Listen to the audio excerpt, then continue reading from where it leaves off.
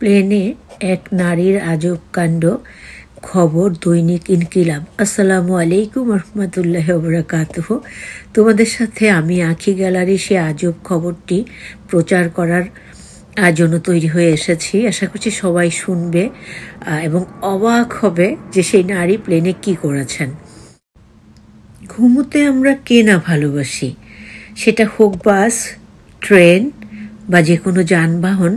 ভিড় ঠাসা বাস হোক কিংবা ট্রেন, একটু ঝিমিয়ে নেওয়ার জায়গা পেলে মন্দ হয় না। কিন্তু স্বাধীর ঘুমের জন্য যুক্তরাষ্ট্রের এক নারী এমন কাণ্ড করেছেন যা রীতিমতো ভাইরাল হয়েছে নেট দুনিয়ায়।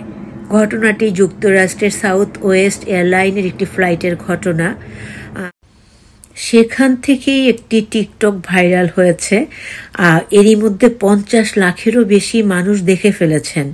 ভাইরাল হওয়া ভিডিওটিতে দেখা যাচ্ছে প্লেনের এক নারী যাত্রী সিট ছেড়ে মাথার উপরে লাগেজ লকারে ঢুকে শুয়ে পড়েছেন, আর তার ওই কীর্তি মোবাইলে ভিডিও করার সময় হাসাহাসি করছেন ভিডিওকারী ও তার পাশের যাত্রী।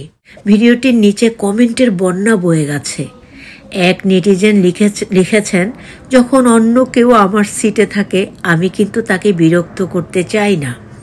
আরেকজন লিখেছেন, সাউথ ওয়েস্ট এয়ারলাইনে আপনাকে নিজের সিট ইচ্ছামতো বেছে নেওয়ার সুবিধা দেয়া হয়। আগে আসুন, আগে সেবা নিন। জানা গেছে এই ভিডিওটি সংশ্লিষ্ট এয়ারলাইনের নজরেও পড়েছে, তবে তারা ওই যাত্রীর বিরুদ্ধে কোনো ব্যবস্থা নিয়েছে কিনা তা এখন পর্যন্ত জানা যায়নি। নিউ ইয়র্ক পোস্ট, এটি হলো আন্তর্জাতিক নিউজ।